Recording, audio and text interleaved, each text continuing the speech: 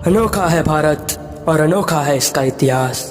ये वीरों की भूमि है, ये विद्वानों की भूमि है, ये क्षत्रियों की भूमि है, ये कृषकों की भूमि है, ये गुरुओं की भूमि है, ये शिष्यों की भूमि है, ये तपस्वियों की भूमि है, ये बलिदानियों की भूमि है। ये भूमि है अनेकों अकल्पनीय अविश्वसनीय त्याग और प्रेम गाथाओं की। ये भूमि न जाने कितने बलिदान, त्याग और अमर प्रेम गाथाओं को अपने अंदर समाहित कर रखी है। बस आवश्यकता है एकाग्रचित्त होकर उसे खंगालने की, उन्हें पूरे विश्व के समक्ष उद्धृत करने की। आज हम एक ऐसे वीर की जीवन और उनकी प्रेम गाथा को उद्धृत करने जा रहे, जिन्होंने मातृभूमि की रक्षा हेतु अपना सर्वस्व न्यौछावर कर दिया। मुगलों की सेना से युद्ध के दौरान लाशों का अंबार लगा दिया। सर धड़ से अलग होने के बाद भी मुगलों की सेना को रौंदते आगे बढ़ते रहे और अपनी नवविवाहित भार्या को दिए वचन को निभाने के लिए बिना सर के धड़ के साथ घोड़े पे सवार होकर पत्नी के समक्ष पहुंचकर अपने प्राण त्यागे और मरते मरते भी अपना वचन निभा गए।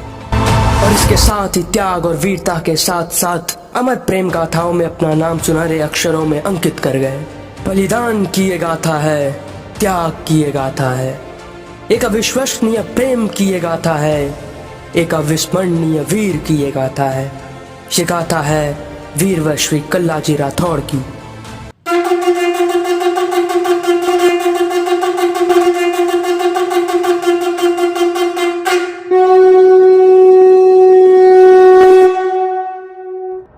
वीरों की जन्मस्थली राजस्थान में अनेकों वीर जन्मे, जिन्होंने अपनी मातृभूमि की रक्षा हेतु अपने प्राण तक को न्यौछावर कर दिए। उन्हीं में से एक थे कल्याण सिंह राठौड़, जो इतिहास में कल्लाजी राठौड़ के नाम से प्रसिद्ध हुए। वैसे इनका परिचय किसी को देने की आवश्यकता नहीं है, क्योंकि इनकी वीरता और चमत्कार की गाथाएं घर घर में गाई जाती है। कल्लाजी का जन्म विक्रम संवत 1601 में राजपुताना के मारवाड़ रियासत के मेड़ता नगर में हुआ था। इनके पिताजी सामियाना जागीर के राव श्री अचल सिंह जी थे। भक्तिमती मीराबाई का जन्म भी इन्हीं के कुल में हुआ था, जो कि कल्लाजी की बुआ लगती थी। दंत कथाओं और इतिहास में दर्ज तथ्यों की माने तो कल्लाजी की माता का नाम श्वेत कुंवर जी था, जो कि परम शिव भक्त थी। उन्होंने कड़ी तपस्या करके भगवान शिव और माता पार्वती जी को प्रसन्न किया था और वरदान स्वरूप कल्लाजी को पाया था। ये कल्लाजी की माता और बुआ मीराबाई की ही देन थी, जो कल्लाजी भी धर्म और लोक कल्याण हेतु सदैव तत्पर रहते थे। वीरवर कल्लाजी ने अश्वरोहण, खड़क संचालन, तीर कमान, ढाल भाला आदि शस्त्र संचालन में निपुणता हासिल किया। युद्ध कौशल, घात प्रतिघात में कौशल अर्जित किया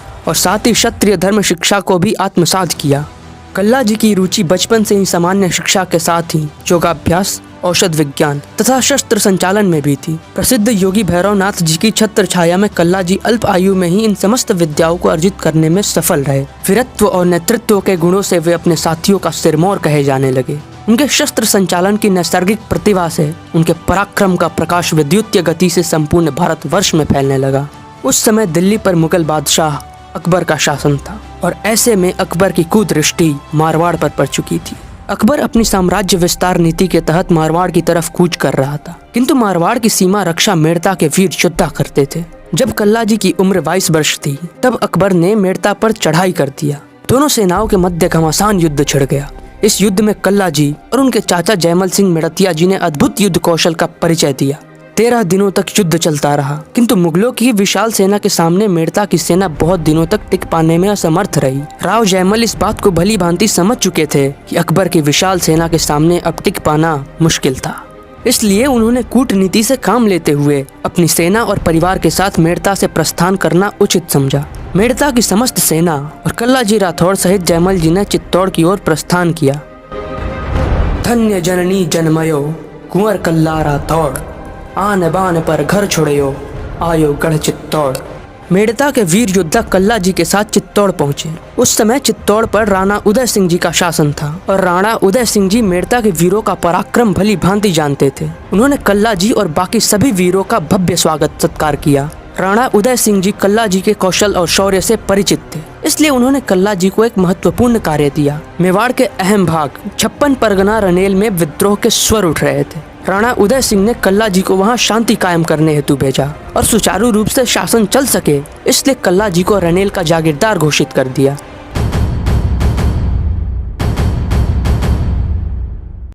कल्लाजी राठौड़ का विवाह शिवगढ़ के कृष्णदास जी चौहान की राजकुमारी कृष्णकांता के साथ तय हो गया। कुछ समय पश्चात ही कुंवर कल्ला विवाह की निश्चित तिथि के दिन विवाह के लिए बारातियों के साथ शिवगढ़ प्रस्थान करते हैं। तभी मेवाड़ के सैनिक रण निमंत्रण लेकर आते हैं कि चित्तौड़ पर अकबर ने विशाल सेना के साथ आक्रमण कर दिया है। चित्तौड़ संकट में है। महाराणा और राव जयमल ने मेवाड़ की रक्षा के लिए युद्ध में तुरंत बुलाया है। शूरवीर कल्लाजी कर्तव्य, स्वाभिमान और मातृभूमि की पुकार सुन राजकुमारी कृष्णकांता से वरमाला ग्रहण कर राजकुमारी को पुनः आकर मिलने का वचन देकर सेना सहित चित्तौड़ के लिए निकल पड़े। अकबर के आक्रमण की सूचना महाराणा उदय सिंह को युद्ध से पूर्व उनके पुत्र शक्ति सिंह से प्राप्त हो गई थी, जिस कारण महाराणा उदय सिंह बदनौर राव जयमल मेड़तिया को दुर्गाध्यक्ष और सेनाध्यक्ष नियुक्त कर दुर्ग की रक्षा का संपूर्ण भार उनको सौंपकर कुंभलगढ़ के सुरक्षित महलों में चले गए। शूरवीर कल्लाजी राठौड़ अपनी सेना सहित चित्तौड़ दुर्ग में आकर सेनाध्यक्ष जयमल से मिले। दुर्ग रक्षक वीर जयमल इनके आगमन पर अत्यंत प्रसन्न हुए और वीर कल्लाजी राठौड़ के साथ दुर्ग की रक्षा में तैनात हो गए।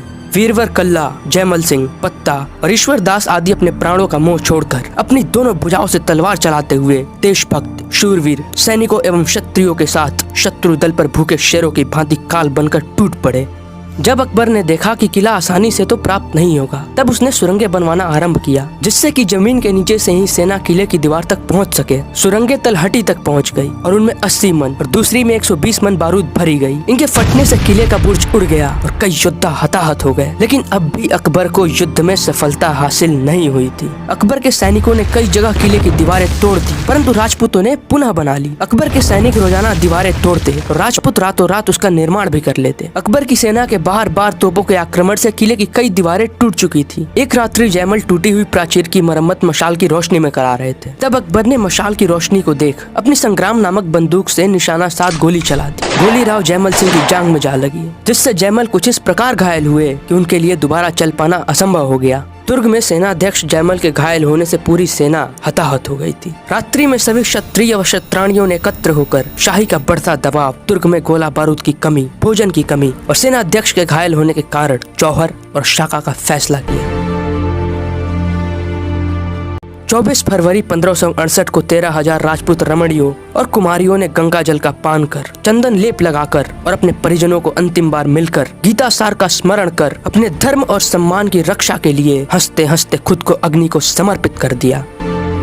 क्षत्रियों ने दुर्ग के गौमुख में स्नान कर, केसरिया बाना धारण कर, गंगा जल का पान कर, सुगंधित इत्र का छिड़काव कर व गीता पाठ को सुनकर दोनों हाथों में तलवार धारण कर विशाल प्रांगण में एकत्रित हुए। बड़े हर्ष और उमंग के साथ चित्तौड़ के साहसी योद्धाओं ने सेनाध्यक्ष के अंतिम मनुहार को स्वीकार किया। अब राजपूतों के उत्साह की कोई सीमा न रही। इस युद्ध में घायल सेनापति जयमल को लड़ते लड़ते युद्ध में वीरगति प्राप्त करने की इच्छा थी, लेकिन गोली जांग में लगी थी। युद्ध करना तो दूर, चलने फिरने से भी मजबूर हो गए थे। तब वीर शिरोमणि कल्लाजी राठौड़ ने काका जयमल जी की पीड़ा को दूर करने के लिए अपने कंधे पर बैठाकर युद्ध करने का निश्चय किया। 25 फरवरी 1568 की सुबह राजपूतों व क्षत्रियों ने दोनों हाथों में तलवार धारण कर और नर नाहर शूरवीर राठौड़ रणबंकेश श्री कल्लाजी राठौड़ अपनी दोनों हाथों में भवानी धारण कर 60 साल के काका जयमल जी को अपनी पीठ पर बिठाकर उनके दोनों हाथों में भवानी धारण करा। किले का विशाल कपाट खुलते ही मुगलों की सेना पर भूखे शेर की भांति टूट पड़े। क्षत्रियों ने जय एकलिंगनाथ, जय महादेव के उद्घोष के साथ मुगलों का संहार आरंभ किया। वहीं श्री कल्लाजी राठौड़